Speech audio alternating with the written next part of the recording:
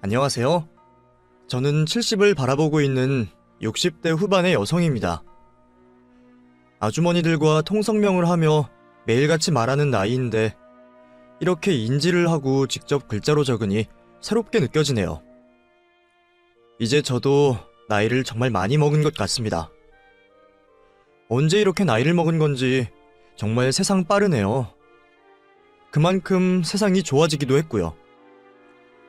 보통 제 젊었을 적만 해도 라디오로 사람들의 사연을 아주 짧게 듣곤 했는데 이제는 제가 듣고 싶은 이야기를 선택해 골라 끊김없이 들을 수 있다는 것이 놀랍기만 하네요.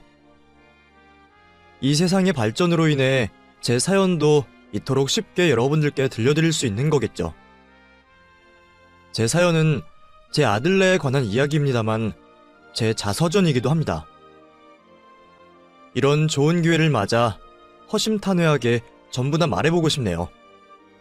그럼 제가 살아온 이야기를 들려드리도록 하죠. 요즘 태어난 아이들은 대부분은 도시에서 태어났겠지만 저 때만 해도 시골에서 나고 자란 아이들이 많았습니다. 저 또한 그랬죠. 농사일을 하시던 부모님 밑에서 저는 이녀 중 막내로 태어났습니다. 언니는 겨우 저보다 1살 많았을 뿐이지만 어린 저에게는 엄마를 대신해 저를 돌봐주는 어른 같은 존재였죠. 그 따뜻한 가족들 품에서 저는 행복한 유년 시절을 보내고 있었어요. 그러다 같이 놀던 언니 오빠들에게 처음으로 도시 이야기를 듣게 되었죠. 말로만 들으면 그런 별천지가 없었습니다. 무서운 것들도 투성이라 했지만 그만큼 재미있고 신기한 것들이 상상도 할 수 없을 만큼 많다고 했어요. 그때는 TV가 귀할 때라 저희 동네에는 있지도 않았고 그러다 보니 누군가에게 전해 들은 이야기가 와전되고 그 말을 믿었죠. 그날 이후로 막연하게 도시에 가고 싶다는 꿈이 생겼던 것 같아요. 그래서 매일 언니와 있을 때면 서로 가장되게 도시 이야기를 부풀리며 놀았죠. 농사일이 바쁘신 부모님께서 저희를 데려가 주실 리가 만무하니 저희가 직접 가보기로 했습니다. 정말 발칙한 생각이죠. 부모님 몰래 계획을 세운 우리는 무작정 도시로 향했어요. 지금 크기의 반절 정도 되는 버스에 몰래 올라탄 우리는 누군가의 자식인 척을 하며 도시까지 도착하게 되었습니다. 하지만 말로 듣던 거와는 전혀 다른 모습에 실망을 할 수밖에 없었죠. 사람들이 정신없이 많고 건물들이 다닥다닥 붙어있는 것을 빼면 우리 동네와 별반 다를 것이 없었습니다. 그래도 확실히 볼 것들은 많더군요. 처음 보는 것들에 정신을 팔렸던 저는 언니의 손을 놓치게 되었고 한참이 지나다 언니와 떨어졌다는 걸 알게 되었습니다. 그때부터 계속 엇갈렸는지 서로를 찾지 못하게 되었죠. 한참을 언니를 찾다 지쳤던 저는 건물 한켠에 쪼그려 앉아 있었죠. 마침 도시에 볼 일이 있어 나온 동네 아저씨를 보게 되었고 아저씨께 언니를 찾아달라 졸랐습니다. 아저씨는 버스가 끊기기 전까지 저를 데리고 언니를 찾아다녔고 경찰서에 가셔서 신고도 해주셨어요. 그리고 부모님이 있는 집까지 데려다 주셨죠. 저는 돌아올 수 있었지만 아직 언니를 찾지 못했습니다. 부모님께서는 생업도 내려놓으시고 언니를 찾기 위해 도시를 왔다 갔다 하셨죠. 하지만 언니는 어디로 간 것인지 찾을 수가 없었고 결국 부모님도 포기를 하시고 집으로 돌아와 생업을 이어가셨어요. 그때는 남의 집 애를 다른 사람이 데려가 키우기도 하고 부모가 있던 아이도 거리에서 방황을 한다는 이유만으로 고아원을 갈 때라 부모님께서는 언니를 찾을 수 없다고 생각하셨나봐요. 그렇다고 영영 볼 수 없을 거라고도 하시지 않았습니다. 언젠가는 살아서 볼 날이 있을 거라며 언니를 잊지 말고 찾으라 했어요. 이후 시간은 아무 일 없다는 듯 흘러갔고 부모님과 저도 평범한 일상을 보냈지만 제 마음속에는 무거운 돌덩이 하나가 올라가 있게 되었죠. 이후 성인이 되어서 일을 찾아 도시로 나온 저는 당연히 언니도 틈틈이 찾아다녔습니다. 일을 쉴 때면 실종 당시 언니의 신상 정보와 인상착의가 적힌 정의를 돌리며 거리를 다녔죠. 그때 저를 도와주던 사람이 있었어요. 바로 제 남편이었죠. 그때까지만 해도 서로 같은 공장에 다니며 호감을 가지고 있었지만 표현할 방법을 몰라 서로 내외만 하던 사이였습니다. 그런데 그 남자가 다른 여직원들과 나누고 있던 제 이야기를 듣고는 쉬는 날에 도와주겠다고 먼저 말을 하는 거예요.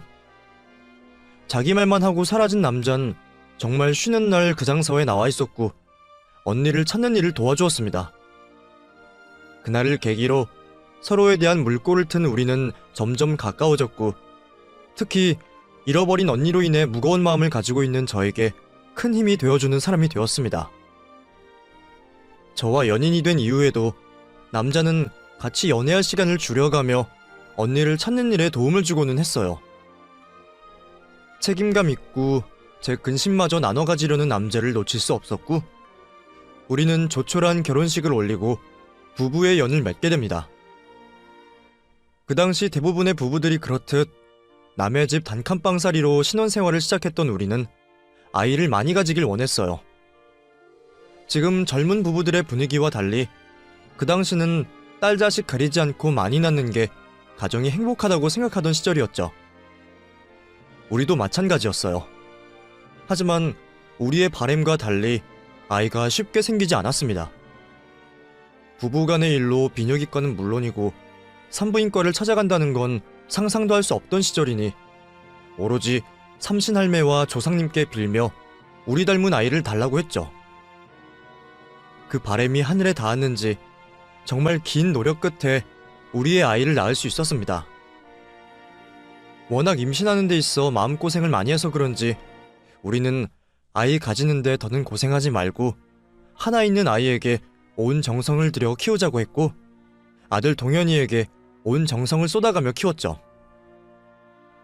중간에 형편이 어려워져 끼니를 줄이게 되더라도 아이에게 맞는 좋은 것을 먹이자고 했습니다.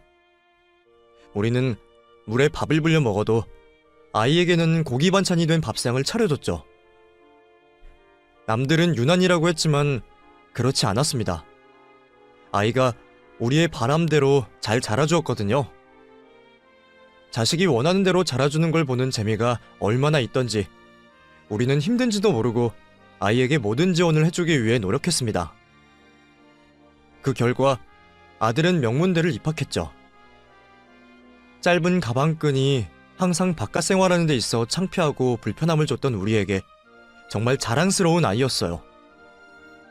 그런데 우리 집안 자랑이 되었던 아이가 대학을 가고 난 뒤로 조금씩 변하기 시작했습니다. 어울려 다니는 친구들의 부모님에 비해 우리가 한참 못났는지 부끄러워하더군요. 하숙을 하는 아들을 찾아가려 전화를 하면 항상 올라오지 말라는 투로 말을 했어요. 하숙비와 음식을 챙겨주러 가면 대학거리가 아닌 곳에서 만나곤 했죠. 그런 아들의 마음도 알 것도 같았습니다. 성인이라고 하나 이제 겨우 20살 남짓한 아이에게 남들과는 비교 상대도 되지 않는 우리가 창피할 수도 있었겠죠.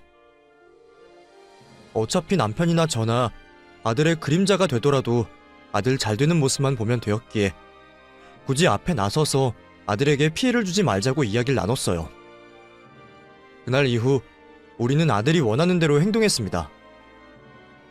괜히 제 마음이 애가 탄다고 해서 아이에게 바라는 것을 조르거나 찾아가지 않았죠.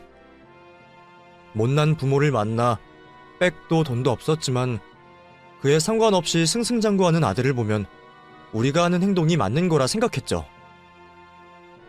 그렇게 좋은 직장, 차, 집까지 우리들 도움 없이 장만했던 아들은 결혼도 스스로 혼자서 알아서 했어요. 사업도 잘 되고 가정까지 꾸리니 저희가 따로 말할 것도 없었죠. 매번 선물도 내려보내니 주변에서는 효자를 뒀다며 저희를 부러워했습니다. 그런데 뭐가 그리 바쁜 건지 주말은 물론이고 명절에도 얼굴 한번 보기 힘들더군요. 물론 사업을 하고 있으니 당연히 정신없이 바쁘겠지만 그 큰일을 혼자서 하는 것도 아닐 텐데 명절에도 아예 얼굴을 못 보는 건 좀 섭섭하고 걱정이 되었습니다. 자식의 성공이 중요하다고 해도 그것보다 아들의 건강이 더 먼저니까요. 거기다 결혼 후에도 손주 소식이 들려오지 않으니 그 모든 게 무리한 사업 활동으로 인한 것이라 생각했죠. 그러다 아들에게 전화를 하게 되었는데 처음에는 쉬엄쉬엄 일하라고 시작한 이야기가 손주 얘기까지 이어지게 되었고, 그 이야기가 나오자 아들은 저희에게 화를 냈습니다. 바쁘니? 다음 주 아버지 생신에도 잠깐 얼굴만 비추고 간다며. 너 너무 바쁘게 사는 거 아니야? 물론 일도 좋겠지만 사람이 너무 앞만 바라보고 가다가는 내 몸 망가진 것도 몰라요. 기계도 쉼없이 달리기만 하면 망가지는데 사람이라도 안 그러겠어? 좀 쉬면서 해라. 여유가 없는 것도 아니잖니. 제가 알아서 하고 있어요. 몸 관리도 하고 있고요. 그게 쉬는 게 아니라니까. 정 쉬는 게 그러면 내가 보약이라도 한 첩 지어줄까? 안 그래도 네 아빠 보약 지으러 가는 한의원이 있는데 네 것도 같이 지으면 되잖니. 그리고 거기가 아이 가지는데 도움되는 약도 잘한다고 하던데 네가 바쁘면 정연이만 내려보내서 아이 생기는데 좋은 약도 한 첩 짓자. 일 때문에 나가는 게 있으면 약이나 음식으로라도 보충해줘야지. 어머니, 제가 아이 얘기하지 말라고 했죠. 또 왜 애타령을 하세요? 어? 아, 미안하다. 내가 깜빡했어. 난 네 몸 걱정한다는 게 또 어쩌다 그 얘기로 빠졌네. 미안하다. 그딴 약 가지고 애가 생길 것 같아요? 제가 왜 애가 안 생겼는지 알려드릴까요? 병원에 갔더니 제가 선천적으로 불임이에요. 누구 때문일 것 같아요? 두 분도 불임이시지 않아요? 왜 물려줘도 그런 걸 물려주시냐고요. 솔직히 제가 여기까지 올라오는데 아버지 어머니께서 해주신 게 뭐가 있어요? 제가 알아서 이 자리까지 올라온 거 아니에요. 그런 자식 덕에 선물도 좋은 것 받고 남들 부러움도 받으면 좀 가만히 계셔주세요. 제가 대학생 때부터 항상 바래왔던 거잖아요. 안 그래도 애 문제 가지고 정연이랑 싸웠는데 왜 또 애 얘기를 꺼내세요? 이제 제가 앞으로 연락드릴 때까지는 저나 정연이에게 먼저 연락하지 마세요. 그럼 이만 끊을게요. 화가 나기보단 충격으로 다가왔습니다. 아들이 불임이라니. 아들 말처럼 모두 우리 탓인 것만 같았죠. 안 그래도 힘든 아들을 자극한 것 같아 미안했어요. 그날 이후 아들이 저희에게 하는 연락이 줄어들며 부모 자식 간 사이가 소원해지기 시작했죠. 아들 소식이 매일 궁금했지만 주변 사람들이 잘 되고 있다는 소식에 대신 안도하며 살았어요. 그러면서 나이 들어 자식에게 기대는 부모가 되어선 안 되겠다는 생각으로 일을 손에서 놓지 않으며 살아가고 있었죠. 그래도 우리 부부에게 서로가 있어서 다행이었어요. 아들의 일로 힘들 때면 서로가 서로를 위로해주며 버티고 살 수 있었거든요. 그렇게 흘러가는 시간 속에 아들과는 화해를 하지 못한 채 있었죠. 그러다 남편이 사고로 세상을 떠나게 되었습니다. 자동차 사고였어요. 병원에 일찍 도착하여 살 줄 알았는데 점점 의식이 흐려지던 남편이 결국에는 세상을 떠나게 되었죠. 자신의 삶이 얼마 남지 않았음을 알았는지 남편은 의식이 있을 때 저에게 남은 인생 마음껏 즐기다 오라는 유언을 남겼습니다. 그땐 그 말이 유언이 될지도 모르고 빨리 말을 끊었는데 이렇게 될 줄 알았다면 나에게 해줄 말을 좀 더 들어볼 걸 그랬어요. 지금까지도 그 순간이 후회로 남네요. 그렇게 남편의 죽음을 받아들이고 장례를 치러야 했던 저는 오랜만에 아들에게 연락을 했습니다. 아들 또한 아버지가 돌아가셨다는 말에 놀라 한걸음에 병원으로 찾아왔죠. 그전까지 겨우 참고 있던 눈물이 아들을 보자 왈칵 쏟아졌습니다. 그제서야 마음 놓고 기댈 수 있는 아들의 품에서 남편 잃은 슬픔을 토해냈죠. 눈물을 다 쏟아내고 이제 아들과 며느리 얼굴을 보며 장래에 대해 이야기를 하려고 하는데 이게 어떻게 된 일인지 아들과 며느리의 얼굴이 전과는 너무 다른 얼굴을 하고 있었습니다.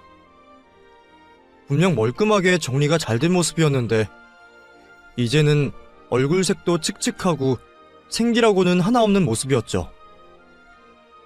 혹시 아들에게도 무슨 병환이 있나 싶어 걱정을 하며 물어봤어요.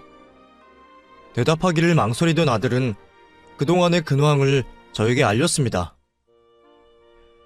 저희와 연락이 소원해지고 나서 언제부턴가 하던 사업이 잘 안 되었다고 하네요. 나중에는 늘어나는 빚으로 인해 사업도 접고 집과 차 그리고 돈이 되는 거라면 다 팔았지만 그래도 아직까지 해결을 하지 못했다고 했죠. 사회 초년생일 때부터 해오던 사업이니 다른 일은 할 자신이 없어 지금도 힘들지만 비슷한 사업을 하고 있었고 전처럼 사업이 잘 되지는 않아 어려운 형편에 놓여있다고 했습니다. 저희에게 화를 낸 지난 일도 있고 자신들 상황도 좋지 못하니 일부러 우리에게 연락도 안 하고 명절에도 못 내려왔었다고 말을 했어요. 그 이야기를 들으니 속이 답답하더군요. 힘들면 당연히 아빠 엄마에게 찾아와 도와달라고 하는 걸 남편과 저 중에 누가 과거 일로 문제를 삼는다고 혼자 앓고 있었다니. 혼자 끙끙거렸을 아들과 며느리를 생각하니 제 속이 더 아팠습니다. 이제라도 솔직하게 말해줘서 정말 다행이었어요. 우선 남편의 장례를 치르고 나서 그 일을 더 이야기하기로 했죠. 남편의 장례를 마치고 그 슬픔이 채 가시기도 전에 전 바쁘게 행동해야 했습니다. 아들 동현이에게 도움을 줘야 했거든요. 우선 가장 필요한 게 무엇인지 묻는 제 물음에 아이는 어렵게 돈이 필요하다는 말을 꺼냈어요. 남편 사고로 받게 될 돈이 있으니 그 돈으로 아들을 도와주기로 했죠. 이후에도 동현이는 사업이 잘 풀리지 않는지 가끔 저에게 돈을 빌려가곤 했습니다. 그렇게 시간이 좀 지나고 저도 몸 이것저것이 고장이 나면서 일을 그만두고 집에서 쉬게 되었죠. 그때 아들이 저에게 찾아와 부탁 하나를 하였습니다. 엄마, 저 죄송한데 사업하는데 돈이 더 필요해서요. 제가 대충 알아보니까 이 집이랑 가지고 계신 땅이요. 그걸로 저 좀 도와주시면 안 돼요? 대신에 제가 앞으로 쭉 엄마 모시고 살게요. 아들이 힘들다고 하는데 집이 대수겠어요? 어차피 제 몸 하나 누릴 곳만 있으면 되었습니다. 안 그래도 수척해진 아들 며느리가 매일 마음에 걸렸는데 제가 같이 살며 몸보심도 좀 시켜줘야겠다고 생각했죠. 부모가 자식 도와주는 게 당연한 거라 생각하고 고민도 없이 집과 땅을 팔아 아들네 집으로 들어갔습니다. 하지만 제 도움에도 무엇이 잘못된 건지 아들이 하는 일은 계속 안 됐습니다. 마음 같아선 굿이라도 한번 하고 싶을 정도로 하는 일마다 막히기만 했죠. 아들의 늘어가는 한숨과 그늘진 며느리의 모습을 보며 저도 괜히 더 기분이 안 좋아졌고 아들네 눈치를 보며 생활할 수밖에 없었죠. 두 사람에게 힘이 되고 싶었던 저는 일부러 더 밝은 척 행동하며 집안에 웃음이 나게 하려 했어요. 하지만 제 노력과는 상관없이 두 사람은 좀처럼 어두워진 표정을 풀지 않았고 저는 더 의기소침해지기 시작했죠.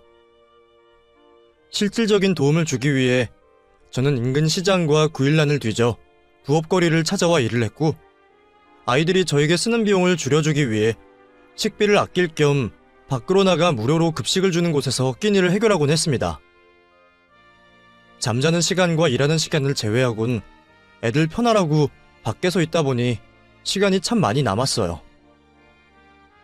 그 시간을 어떻게 유용하게 사용할까 하다 생각난 게 언니 찾는 일에 좀 더 시간을 투자하자였죠. 그때까지도 언니를 찾으려고 제 나름대로 활동을 하고 있었기에 시간이 많이 있는 이때 언니 찾는 일에 시간을 더 할애하기로 한 거죠. 그렇게 본격적으로 언니를 찾아 나서려고 하는데 한 통의 연락이 왔습니다. 정확하진 않지만 최근까지 언니가 지냈던 집 주소를 알아냈다는 연락이었죠. 아직 언니를 만나기 전인데 벌써부터 심장이 뛰어왔습니다. 그 소식을 듣고 며칠 동안 기분이 들떠 있었죠. 그런데 그 기쁜 소식을 아들에게 알릴 수가 없었어요. 풀리지 않는 인생으로 잔뜩 화가 나 있었고, 제가 언니 주소를 찾았을 쯤에는 술을 먹고 들어와서는 죽겠다고 소동까지 벌였기 때문입니다. 자식이 저런 모습인데 저만 행복할 수 없겠더군요. 결국 알아낸 언니 집을 찾아가는 것은 다음으로 미루고 당장 제 앞에 있는 아들에게 노력하기로 했습니다. 소일거리로 제법 돈을 벌었던 저는 아들과 며느리에게 몸보신을 해주고자 정말 오랜만에 돈 걱정하지 말라는 말을 하며 다같이 외식을 했어요. 이 나이가 되어서도 허겁지겁 맛있게 밥을 먹는 자식의 모습에 먹지 않아도 배가 부르더군요. 오랜만에 식사다운 식사로 기분이 좋아진 아들과 기분 좋게 집으로 돌아갔고, 집으로 가는 길 중간에 있던 복권방으로 가서 서로의 소망을 담아 로또 한 장씩을 샀죠. 그리곤 지금의 마음을 잊지 않기 위해 다정한 모습으로 사진까지 찍었습니다. 그날의 일들로 아들에게 작지만 큰 변화가 있길 바랬어요. 일이 안 되더라도 불평불만을 하기보단 긍정적이고 작은 것에도 만족하고 살아가길 바랬습니다. 하지만 그 바램은 얼마 되지 않아 깨졌죠. 이번에 또 무슨 일인지 아들과 며느리는 부부싸움을 벌였습니다. 그날 이후 아들은 죽고 싶다는 말을 입에 달고 살았죠. 그쯤 되니 저도 다 포기하고 싶었습니다. 부모로서 더는 도움을 주지 못하는 게 미안하기만 했고, 이 집에 같이 사는 제가 자식의 피를 빨아먹는 모기 같았어요. 혹시 아들이 잘 되지 않는 게 나 때문은 아닌가 싶었습니다. 이제 와서 생각해보면 저도 그때 우울증 초기이지 않나 싶어요. 모든 생각이 부정적으로 변하고 무기력해지기 시작했거든요. 최대한 내색하지 않는다고 했는데 그런 제 변화를 아들네도 느꼈나 봅니다. 식사 자리를 여러 차례 거절하는 저에게 어느 날 갑자기 며느리가 죽을 내어왔죠. 어머님, 요즘 통식사도 안 하시는 게 마음에 걸려서요. 이거 직접 쓴 죽인데 드셔보세요. 이렇게 힘없으신 모습 저희 때문일 텐데 너무 죄송해요. 저희가 정신 차리고 잘해야 하는데 사는 게 왜 이렇게 힘든 건지 쉽지가 않네요. 아니다. 힘든 건 너희들인데 내가 표를 내서 미안하구나. 이 죽 고맙게 먹으마. 저희도 마음가짐 바꾸고 살아보려고요. 이렇게 해서 안 되나 저렇게 해서 안 되나 다 똑같다면 굳이 길지도 않은 삶 서로에게 상처 주면서 힘들게 살 필요가 없을 것 같아서요. 그 사람이나 저나 여한이 남지 않게 해보려고요. 그리고 지금까지도 어머님께 감사했는데 앞으로도 좀 더 부탁드릴게요. 저희 살아가는데 앞으로도 어머님 도움이 많이 필요할 것 같아요.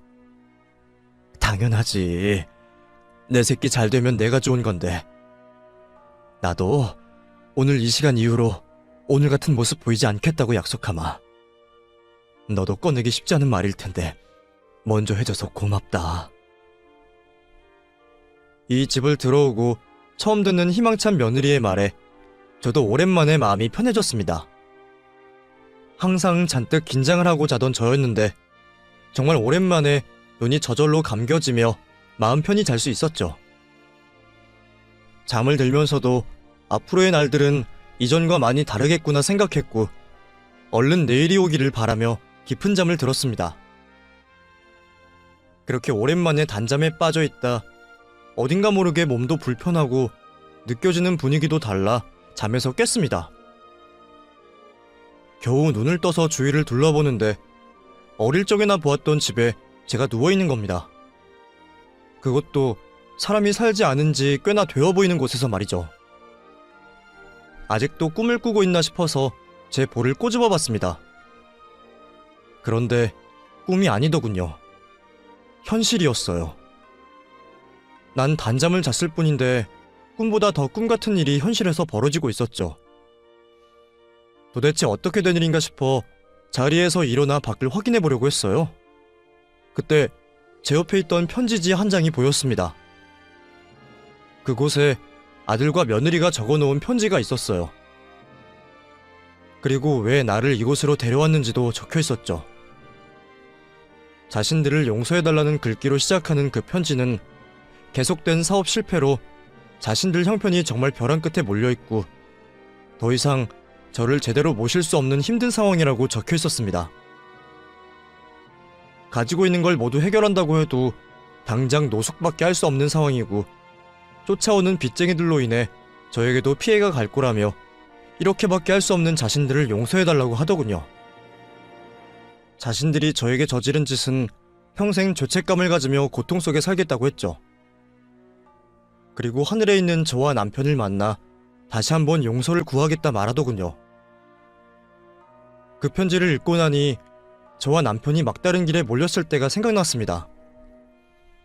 이만큼 살고 나서 뒤를 돌아볼 여유가 생기니 힘들던 그 당시도 견디지 못할 만한 상황은 아니구나 싶었지만 그 당시에는 남편과 함께 이렇게 힘든 삶을 살 바에는 몸과 마음이 편한 선택을 하는 게 나을 수도 있겠구나 싶었어요. 그때 저희 마음과 아들네의 마음이 같을 거라고 생각했습니다. 어쩌면 저희보다 아들네가 더 힘들었을 거예요. 남부럽지 않던 삶에서 밑바닥까지 떨어지고 재기에 노력을 해보지만 늪처럼 계속 잠기기만 했으니까요. 그래서 이런 극단적인 선택을 했을 거라 생각했습니다. 제가 아들의 부모가 아닌 제3자였다면 저 역시도 부모를 죽음으로 몰아가는 아들을 폐륜이라며 욕을 했을 겁니다. 하지만 전 아들을 위해 모든 걸 희생할 수 있는 엄마였어요. 내 죽음으로 아들이 잠시나마 숨통이 트인다면, 그렇게 해서 다시 열심히 살아볼 생각이 생길 수도 있다면 문제될 건 없었습니다. 오히려 내 한 몸 희생해서 아들에게 도움을 줄 수 있다는 게 감사하게 느껴졌어요. 편지를 읽고 마음의 정리를 끝낸 저는 이곳에서 조용히 생을 마감하고 보고 싶은 남편을 만날 생각을 하고 있었죠. 이제 모든 걸 정리하고 떠나려고 있으니 시간이 참 더디게 가덥디다. 가만히 앉아서 죽을 때만 기다리니 그것도 좀이 쑤시더군요. 가장 오래된 기억부터 하나씩 살펴보려 하는데 그제서야 이 세상에 남은 단 하나의 아쉬움이 떠올랐어요. 바로 우리 언니였죠. 죽을 땐 죽더라도 우리 언니 잘 지내고 있는지는 보고 싶었습니다. 언니에게 용서를 구하고 싶었어요. 언니의 주소를 기억해내려고 하는데 나이가 들어서 그런지 기억이 나질 않았죠. 아직 애들이 제 방을 치우지 않았더라면 아직 언니 주소가 적힌 수첩이 그대로일 겁니다. 마지막으로 먼발치에서 애들 얼굴이나 볼 겸 또 수첩도 가져올 겸 집으로 가기로 했죠. 그렇게 산길을 20시간 헤집다 내려와 겨우 도로로 내려왔어요. 집으로 가기도 전에 죽겠다 싶더군요. 다행히 나이든 노인이 죽을 얼굴을 하고 도로에 있으니 한 아저씨께서 저를 차에 태워주셨고 물과 함께 먹을거리도 챙겨주셨습니다. 그렇게 그분의 차량으로 집 근처로 오게 된 저는 아들네가 집에 없을 거라고 생각한 늦은 아침까지 기다렸어요. 그리고 조심스레 집 앞으로 가 초인종을 눌렀죠. 혹시 안에 아들과 며느리가 있으면 어색한 마주침이 되지 않을까 싶어 여러 번 눌렀지만 응답이 없더군요. 두 사람 다 집에 없다는 걸 확인한 저는 집 안으로 들어갔습니다. 현관을 들어서자마자 있는 술병들을 보니 현실을 힘들어하고 있을 아들 며느리 생각에 가슴이 저려왔어요. 그렇게 겨우 한 발자국씩 떼며 집 안으로 들어갔는데 생전 처음 보는 광경이 펼쳐져 있었습니다. 말 그대로 거실이 꽉 차도록 한상이 차려져 있었어요. 그 정도의 음식량이면 이 집에 들어올 수 있는 사람이 모두 먹는다고 해도 다 먹지 못할 정도였습니다. 정말 이 세상 음식이란 음식은 다 모여있는 가운데 자세히 보니 펼쳐진 음식 모두에 사람이 먹은 흔적이 있더군요. 지저분하게 먹다 만 채로 있는 밥상과 현관앞 외에도 여기저기 나뒹구는 술병들을 보아하니 안 좋은 생각이 머리를 스쳤습니다. 혹시 아들과 며느리가 극단적인 선택을 하기 전 마지막으로 한 행동들은 아닐까 하고 말이죠. 놀란 마음에 급히 안방 쪽으로 가서 문을 열었는데 이게 무슨 일인지 두 사람 모두 다 집이 떠나가도록 코를 골며 잠을 자고 있는 겁니다. 무사한 아들과 며느리를 보고 그제야 마음이 놓여 이전까지 맡지 못하고 있던 냄새가 코를 찔렀죠. 도대체 술을 얼마나 먹었는지 온 방에 술 냄새로 가득 차 있었어요. 그 모습이 좀 이상하긴 하더군요. 현지에서 느껴지던 마음가짐과는 달라 보였죠. 수상은 했지만 이 모습도 답답한 속을 풀어내는 행동이라 생각하고 언니 수첩만 챙겨 급히 이 자리를 떠나려고 했습니다. 두 사람이 깨지 않게 조심히 방문을 닫으려고 하는데 방문이 닫히는 사이로 화장대에 올려진 로또 한 장이 보이는 게 아니겠어요? 그것도 소중한 것 마냥 비닐에 정성스럽게 넣어진 상태로 말이죠. 궁금해서 확인을 해보니 제가 산 로또 번호 같았습니다. 제가 조합하는 번호가 있었거든요. 우리 부부의 생일과 아들의 생일을 더하고 빼고 조합해서 하던 번호였죠. 혹시나 싶었던 저는 방으로 들어가 휴대폰을 열어 애들과 로또를 사고 찍었던 사진을 확대해 보았어요. 제 로또가 맞더군요. 제가 예상하는 각본처럼 흘러가는 모습에 또 혹시나 싶었던 저는 로또 당첨 번호를 확인해 봤습니다. 그런데 제가 고른 번호가 로또 1등이 맞는 거예요. 그러니까 애들 안방 화장대에 있던 로또가 1등이었던 거죠. 기뻐 날뛰는 게 당연한데 그럴 수가 없었습니다. 아들과 며느리 입으로 듣지 않았지만 흘러가는 상황들을 보면 지금 무슨 일이 벌어지고 있는지 알 수 있었죠. 당첨된 로또 번호 때문에 저를 버린 거라는 확신이 들었습니다. 이 종이가 뭐라고 현대판 고려정을 한 건지 싶더군요. 우선 본래 이곳을 찾아온 목적이었던 언니 주소가 적힌 수첩을 가지고 밖으로 나왔습니다. 그리고 집 앞에서 한참을 서성거리며 어떻게 해야 할지 고민에 빠졌죠. 나이가 조금만 더 젊고 남편만 곁에 있었더라면 저 불효막심한 아들과 며느리를 혼내줄 텐데. 하지만 저 혼자 그러기엔 너무 나이 들고 힘 하나 없는 노인네였어요. 개인적으로 해결할 방법이 없으니 도움을 받기로 했습니다. 바로 경찰서를 찾아간 거죠. 경찰서로 간 저는 아들과 며느리에게 학대를 받았다며 노인 학대로 신고를 하겠다 말했습니다. 그리고 경찰분들에게 증거가 없어지기 전에 아파트 CCTV나 제가 잠에서 깬 산 인근 CCTV를 확보해달라고 말했죠. 잠든 노인을 데려갔으면 분명 어딘가에는 저를 업고 있는 동영상이 찍혀있을 거고 그건 증거가 될 테니까요.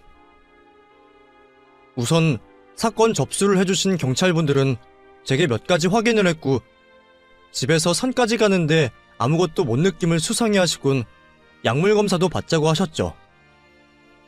검사를 받기 위해 기다리고 있던 저는 확인을 하기 위해 경찰서로 온 아들과 며느리를 마주하게 되었습니다. 저를 고의로 버린 게 맞냐는 경찰의 물음에 두 사람은 억울해하며 거짓말을 했어요. 두 사람과 마주치지 않게 분리된 방 안쪽에서 있었던 저는 그 거짓말을 듣고 가만히 있을 수가 없었습니다. 문을 열고 억울해하는 두 사람에게 나를 버린 게 맞지 않냐며 화를 냈죠. 너희들이 직접 나 버린 걸 이해해달라고 편지까지 써놓고 이제 와서 모른 척하는 거냐? 내가 너희들 시커먼 속을 모를 것 같아. 결국 너희들 돈 때문에 이러는 거잖아. 돈 욕심에 나 버리고 거짓말한 거잖아. 무슨 말씀이세요? 여기서 돈 얘기가 왜 나와요? 경찰 선생님, 저것 좀 보세요. 저희 어머니가 오락가락 하신다니까요. 방금 전 말하신 것도 하도 어머니께서 산에 데려다 달라고 하시길래 잠시 두고 온 거예요. 앞으로 저희가 이런 혼선 없게 어머니 관리 잘하겠습니다. 죄송하고 저분 저희가 얼른 모시고 갈게요. 뭐? 오락가라? 너 어떻게 엄마한테 그런 얘기 할 수 있니? 내가 사립하나도 못할 것 같아? 돈 때문인 거 모를 것 같냐고? 너희 나 치웠다고 축하했던 집안 꼴도 다 봤어. 결국 그 로또 때문에 이러는 거 아니야. 내가 너희같이 그 로또 당첨금에 욕심이라도 부릴까 싶어서 엄마 고려정한 거 아니냐고. 로또? 엄마가 그거 어떻게 아세요? 뭐야, 엄마가 혹시 우리 집에 몰래 들어왔어요? 그러면 우리가 술 취해서 로또 잃어버리거나 버린 게 아니고 엄마가 가져간 거야? 그게 어떤 로또인데? 경찰 아저씨, 저 사람 빨리 절도죄로 잡아요. 저 사람한테 뒤져보면 내 로또 나온다니까. 엄마, 일 크게 만들지 말고 얼른 내 로또 내놔요. 뭐? 그게 왜 네 로또야? 내 손으로 사고 내가 고른 번호로 산 로또인데. 엄마는 너희가 나 버렸을 때도 수긍하려고 했어. 오죽 힘들면 이런 선택을 했을까 하고, 내가 죽는 게 애들에게 부담을 조금이라도 줄여준다면 그걸로 내 몫은 끝까지 다하는 거라고 생각했다고. 근데 그 이유가 삶이 감당이 안 되는 게 아니고 겨우 이것 때문이었어. 엄마 로또 당첨됐다고 하면 그 돈으로 세계 여행이라도 하고 어디다 몇 억씩 쓸 것 같아서 그랬냐고. 내가 돈 있으면 뭐해? 지금까지 너희들 도울 수 있다면 된 거라고 생각해서 집이고 땅이고 팔아서 다 줬는데 이제 와서 내가 욕심 부릴 것 같았냐고. 처음부터 그 돈 전부 다 달라고 해도 줬을 거다. 근데 버린 것도 모자라 거짓말까지 하고 엄마를 치매 걸린 노인으로 만들어. 나도 이제 더는 너희 같은 것들을 내가 낳은 자식이라고 희생하지 못하겠다. 이 돈 못 주겠어. 법대로 하던가 아니면 내가 이 종이 찢어버리든가 해서 우리 사이 아주 확실히 하자. 나도 엄마 목에 칼 들이미는 자식 새끼 필요 없으니. 아들은 그런 저의 말을 듣고 치매 걸린 도둑년이라며 더 난리를 쳤습니다. 결국 경찰분들이 여러 명 붙어 제압을 하고 수갑을 채워야 했죠. 그 틈을 타 눈치가 빠른 며느리는 저를 어떻게든 꿰어내보려고 했어요. 어머님, 이런 일 겪게 해서 죄송해요. 근데 정말 이 방법밖에 없다고 생각해서 그랬어요. 혹시 어머님께서 다른 생각 가지시면 그때는 어쩌나 싶어서 불안해서 한 행동들이에요. 이제 어머님 마음도 알았으니 다시 잘 지내봐요. 솔직히 상황이 사람을 변하게 만든다고 저 사람 저렇게 쉽게 화내고 돈 욕심 있던 사람 아니었던 걸 아시잖아요. 뭘 해도 안 되고 사람이 끝자락에 매달리게 되니 순간 정신을 놓았던 것 같아요. 저도 그렇고요. 정말 죄송해요. 앞으로 평생 모시고 살면서 지금까지 잘못했던 것들 사죄하면서 어머님께 잘할게요. 그러니 성난 마음 좀 푸세요. 누가 그 남편의 그 아내 아니라고 할까봐 며느리는 당첨금을 어떻게 해서든 나눠받으려고 저에게 뱀같이 속삭이더군요. 힘만 남아돌았다면 그 뱀같은 놀림을 하고 있는 혀를 잡아 뽑아버리고 싶었습니다. 그 뱀같은 며느리의 머리채를 밀어내 곁에서 떨어지게 했죠. 평생 자식 잘되기만 바라며 바보같이 살아온 남편과 저의 인생들이 후회스러웠습니다. 우리도 자식 신경 쓰지 않고 사람들과 어울리고 세상도 돌아다니며 살았어야 했는데 부모로서 이런 비참한 결과를 보게 될지는 꿈에도 생각 못했네요. 흥분한 두 사람과 저는 분리가 되었고 저는 경찰관이 의심한 체내 약물 검사를 확인하기 위해 검사를 받으러 갔어요. 그동안 많은 생각을 하게 되었습니다. 자식에 대해 목을 메왔던 제 삶에 대해서 후회하고 아이 교육에 있어 우리 부부가 무엇을 잘못했는지도 생각했죠.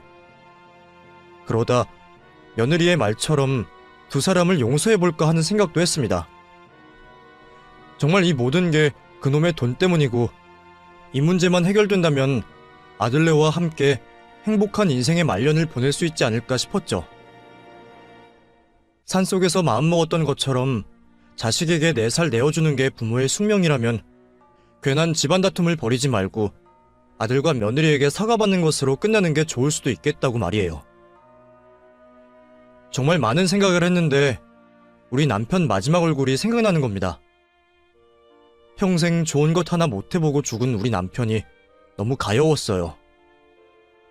그러면서 마지막으로 저에게 좋은 것, 하고 싶은 것 다 누리고 오라는 그 말이 가슴에 사무치게 들어왔습니다. 그 약속 지키지 않으면 하늘나라에 올라가 화를 내겠더라고요. 모든 것을 내줄 만큼 자식을 사랑했던 남편이었지만 그보다 더 저를 사랑했던 남편이었습니다. 자식에게 저런 대접 받는 제가 또다시 바보짓을 하면 남편이 제 탓할 거라고 생각했죠. 마음을 굳게 먹었어요. 천륜이라고 하고 내 배 아파 낳은 아들이라 하지만 그 자식이 페루나라면 끊어야 했습니다. 저는 두 사람을 용서하지 않고 형사고소하게 되었죠. 그러는 사이 저는 어렸을 때 헤어졌던 언니를 찾아갔습니다. 모든 일이 해결되고 찾아갈까 싶었지만 이미 너무 많은 시간이 지나 더는 안 될 것 같더군요. 평생을 고대했던 일인 만큼 발걸음 하나 떼기가 어려웠습니다. 별별 걱정이 다 들더군요. 이미 그 자리에 언니가 없으면 어쩌나, 나를 찾아다니다 고아가 된 이유를 원망하면 어쩌나 싶었죠. 정말 가다 돌아서다를 여러 번 반복하다 큰 결심을 하고 집 초인종을 눌렀습니다. 나이든 여성분의 목소리가 들려왔고 그것만으론 내 언니라는 걸 알 수가 없었죠. 뭐라 말을 해야 할지 우물쭈물대던 저는 당황을 하여 다른 설명도 없이 제 이름을 먼저 말하게 되었어요.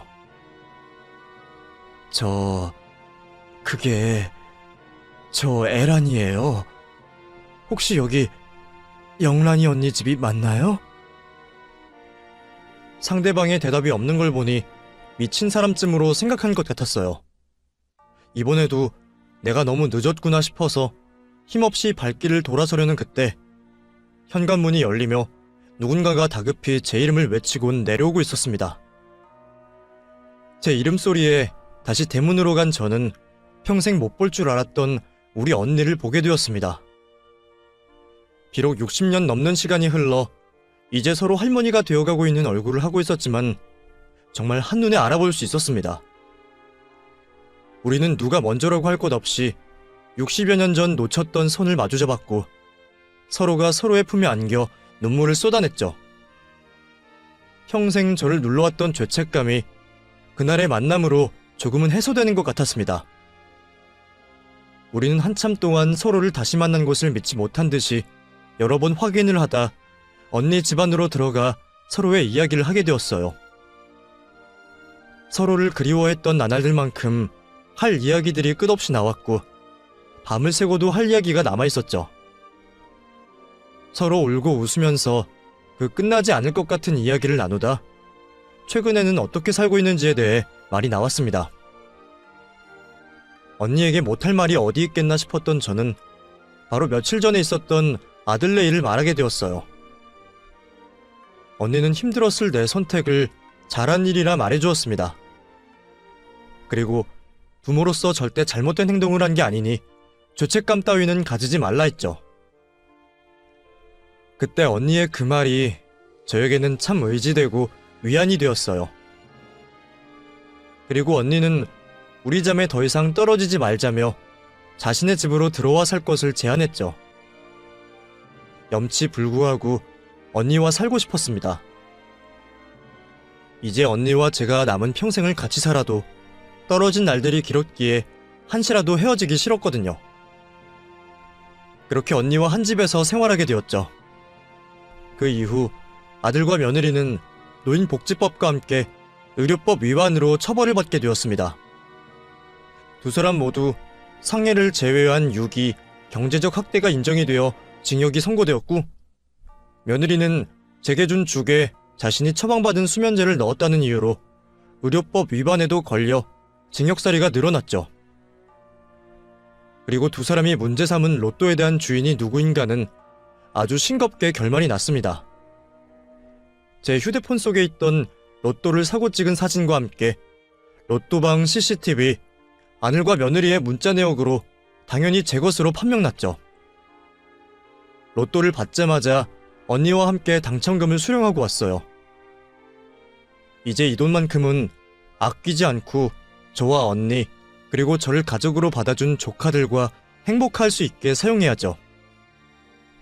이제 새로운 출발을 하는 저에게 이곳 여러분들께서 많은 응원해주시면 좋겠네요.